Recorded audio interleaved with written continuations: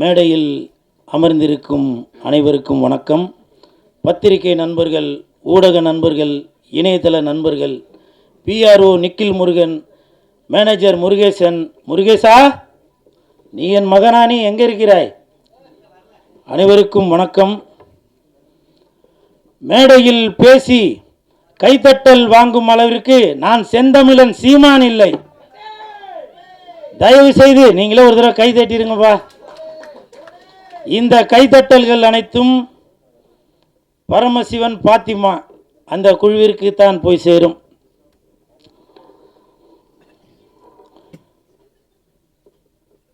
செந்தமிழன் சீமான் sir, அண்ணே வணக்கம். பரமசிவன் கழுத்தில் இருக்கும் பாம்பு கேட்டது, சீமான் சௌக்கியமா? இருக்கும் இடத்தில் இருந்து கொண்டால் எல்லாம் சௌக்கியமே, இசக்கி சொன்னது. அதில் இல்ல, இதில் அர்த்தம் உள்ளது. இயக்குனர் திரு இசக்கி கார்வண்ணன் அவர்களிடம் நான் கேட்டேன், சார் நம்ம படத்திற்கு இசை வெளியீட்டு விழாவுக்கு யார் சிறப்பு விருந்தினராக வருது அப்படின்னு.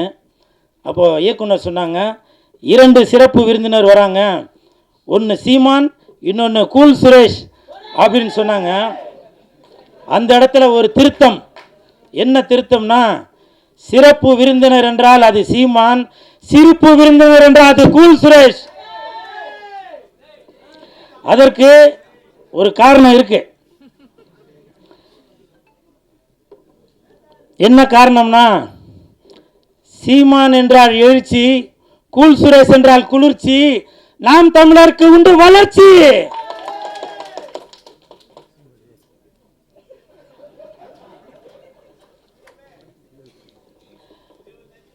அது மட்டும் இல்லை, நான் எதுக்கு சீமான் அண்ணனை இந்த இடத்துல ஏதோ ஜால்ரா போட்டு ஏதோ பெருமையாக பேசுகிறார் போல அப்படின்னு சில பேர் நினைக்கலாம். கமெண்ட்டில் சில பேர் கூட அந்த மாதிரி கமெண்ட் பண்ணிட்டுருக்கீங்க. அதுக்கு ஒரு உதாரணம் சொல்கிறேன்.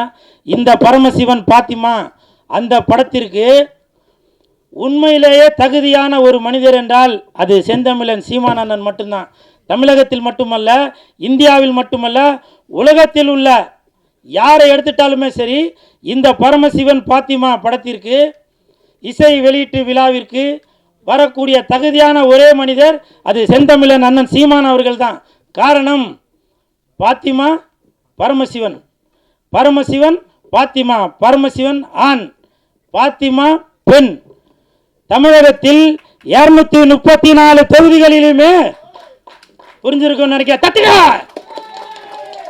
234 தொகுதியிலுமே சரி சமமாக ஆண் 117, பெண் 117 கொடுத்தாங்களா? இப்ப சொல்லுங்க, பரமசிவன் பாத்திமா அந்த படத்திற்கு இசை வெளியீட்டு விழாவிற்கு ஒரே தகுதியான மனிதர் என்றால் அது செந்தமிழன் அண்ணன் சீமான் அவர்கள் தான். அதே மாதிரி இந்த படத்தில் இசக்கி கார்வண்ணன் இயக்குனர் அவர்கள் நிறைய டைலாக், அது நம்ம பார்க்கும்போதே நம்மளை அறியாமலே கண்டிப்பாக நீங்கள் படம் பார்க்கும்போது தெரியும் பாருங்கள், அந்த கூஸ் பம்ப்ஸ்ன்னு சொல்லுவாங்களே அது நடக்கும். காரணம், நானே அதில் சில வசனங்களை பேசியிருக்கேன், அவர் சாருக்கு சொல்லி கொடுத்தது தான். மத பிரச்சனைன்னு சொல்லாதீங்க, 2 மனிதர்களுக்குள்ள பிரச்சனைன்னு சொல்லுங்க அப்படின்னு ஒரு வசனம் வரும். ஜாதி பிரச்சனைன்னு சொல்லாதீங்க, இது ஜனங்களுக்குள்ள பிரச்சனைன்னு சொல்லுங்க அப்படின்னு சொல்லி அந்த படத்தில் வசனங்கள் வரும். அப்படி இன்று மக்களுடைய மனநிலையை புரிந்து கொண்டு அந்த படத்தை இயக்கி வசனமும் எழுதி தயாரித்து இருக்கிறாரு இயக்குனர் இசக்கி கார்வண்ணன் அவருக்கு என் மனமார்ந்த நன்றி. அதே மாதிரி ஒரு வார்த்தையும் சொன்னாங்க, தலைவா இந்த படத்தில் நீங்கள் செகண்ட் ஹீரோ அப்படின்னு. அது உண்மையாக பொய்யான்னு தெரியல. அப்படி சொன்னால் தான் இவன் ப்ரமோஷன் எதுவும் பண்ணுவான் அப்படின்றதுக்காக சொன்னாங்களான்னு தெரியல. இருந்தாலும் சார், இந்த படத்தில் நான் நடிச்சிருக்கேன். கண்டிப்பாக என் உடல் பொருள் ஆவி அனைத்தும் இந்த பரமசிவன் பாத்திமாக்கு கண்டிப்பாக அர்ப்பணிச்சது தான் அப்புறம். அதே மாதிரி படத்தின் ஒளிப்பதிவாளர் சுகுமார் சார் இந்த படத்தில் ஒளிப்பதிவை மட்டும் கவனிக்காமல் நல்ல அற்புதமான நடிப்பையும் கொடுத்துருக்காரு. எனக்கு தெரிஞ்சு அடுத்த பிரகாஷ்ராஜ் அவர்களாக வருவதற்கு நிறைய வாய்ப்பு இருக்குது. எங்கே அவர் வாங்க. எதுக்காக இது சொல்கிறேன்னா, ஷூட்டிங் ஸ்பாட்டில் சொன்னார், தலைவா அடுத்து நான் ஒர்க் பண்ணுற படத்தில் எல்லாத்துலேயும் நீங்கள் இருப்பீங்க, எல்லாத்துலேயும் இருப்பீங்கன்னாரு. 3 படம் ஒர்க் பண்ணிட்டார், இது வரைக்கும் கூப்பிட காணோம். இல்லை, இந்த மாதிரி இடத்துல சொன்னாதான், ஃபோன் பண்ணி சொன்னால் அது சரியாக இருக்காது இல்லையா? அதே மாதிரி படத்தின் கதாநாயகன் கமல் அவர்கள், இல்லை விமல் அவர்கள், இல்லை அந்த அந்த கமல் விமலுக்கு ஒரு காரணம் இருக்குது. விமல் அவர்கள், அவரை பற்றி சொல்கிறதுக்கு ஒன்றும் பெருசாக ஒன்றும் இல்லை. அதுக்கு என்ன காரணம்னா, ஷூட்டிங் ஸ்பாட்டில் அவர் உண்டு, அவர் வேலை உண்டுன்னு இருக்கார். எனக்கு தெரிஞ்சு விஜய் சார் அப்படி இருப்பார். அதே மாதிரி விமல் அவர்களும் தான் உண்டு தன் வேலை உண்டு அப்படின்னு இருக்கார். கூப்பிட்டாக்கா ஷாட்டுக்கு வராரு, இல்லைன்னா போய் பேசாமல் உட்காந்துறாரு. அப்படி ஒரு அற்புதமான மீது நான் ஃபஸ்ட்டு அவர் கூட தான் அந்த படம் ஒர்க் பண்ணியிருக்கேன். ஸோ வாழ்த்துக்கள் விமல் சார், வாழ்த்துக்கள். தம்பி உன் பேர் நம்ம விஆரா?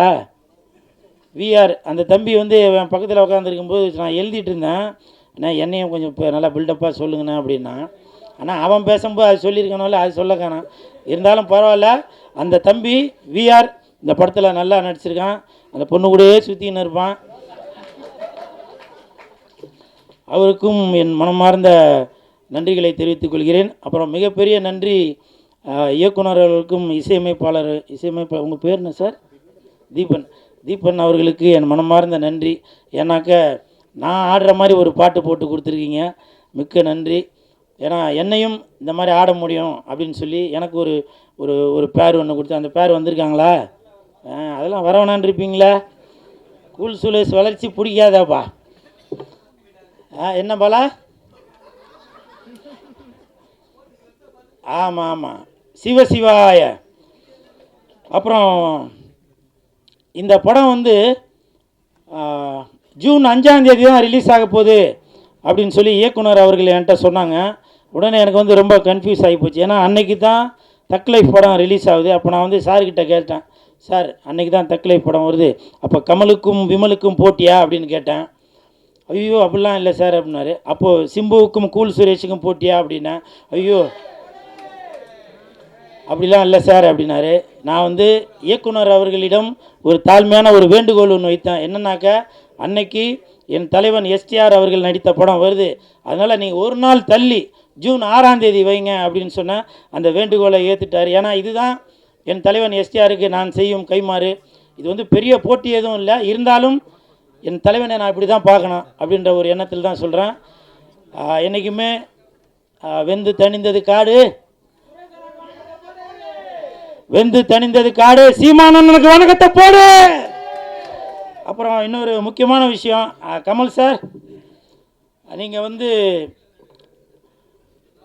உலக நாயகனாக இருந்து விண்வெளி நாயகனாக மேலே ஒரு படி போயிட்டீங்க. அந்த உலக நாயகன் அந்த பட்டம் வந்து இப்போ வெற்றிடமாக இருக்குது. என் தலைவன் எஸ்டிஆர் அவர்களுக்கு அந்த உலக நாயகன் பட்டத்தை நீங்கள் கொடுக்கணும் அப்படின்னு சொல்லி நான் தாழ்மையுடன் கேட்டுக்கொள்கிறேன். இன்று முதல் உலக நாயகன் என்றால் அது சிலம்பரசன், விண்வெளி நாயகன் என்றால் அது கமலஹாசன். விண்வெளி நாயகன் என்றால் அது கமலஹாசன், உலக நாயகன் என்றால் அது சிலம்பரசன்.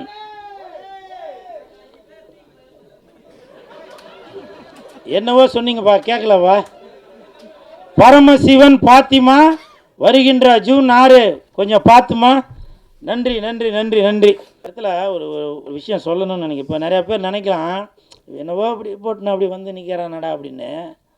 அதை பற்றிலாம் நான் எதுவும் கவலைப்படலாங்க. இதே நான் ஒரு ஒரு படத்தில் போட்டு நான் ஆடி இருந்தால் என்ன நினச்சிப்பேன்? சினிமாவில் காதலிச்சா ரசிக்குதப்பா உள்ளம், நிஜ வாழ்க்கையில் காதலிச்சா பறிக்குதப்பா பள்ளமா? சொல்லுங்கள். இதெல்லாம் பார்த்தா உங்களுக்கு இப்போவும் சொல்கிறேன் வேணாம் அது சொன்னால். ஏன்னா கூல் சுரேஷ் இருக்கிற இடம் எப்போவுமே ஒரு ஒரு ஒரு கலகலப்போடு தான் இருக்கணும். நிறைய பேர் கமெண்ட்டில் அது இது சொல்லுவீங்க. செந்தமிழர் அண்ணன் சீமான் அவர்கள் இருக்காங்க, அவர் சொன்ன வார்த்தையை தான் இப்போ நான் சொல்கிறேன். வேர்க்காமல் விளையாட முடியாது, விமர்சனம் இல்லாமல் வளர முடியாது. அண்ணன் சீமான் அவர்கள் சொன்னது தான். நான் அதை இன்ன வரைக்கும் அதை ஃபாலோ பண்ணிட்டு தான் இருக்கேன். சரிங்களா?